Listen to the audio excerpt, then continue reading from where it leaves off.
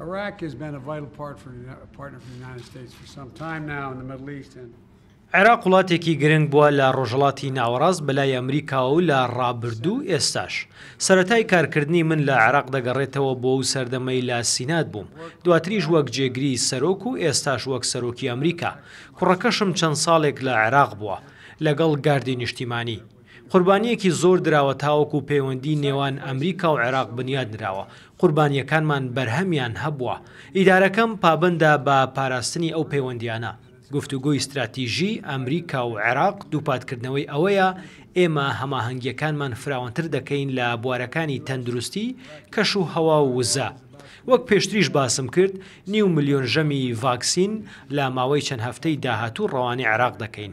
ئێمە پشتیوانی بەهێزکردنی دیموکراسی عێراق دەکەین. پەرۆشین بۆەوەی هەڵبژاردنەکانی ئۆکتۆبەری ئەمساڵ بەڕێوە بچن.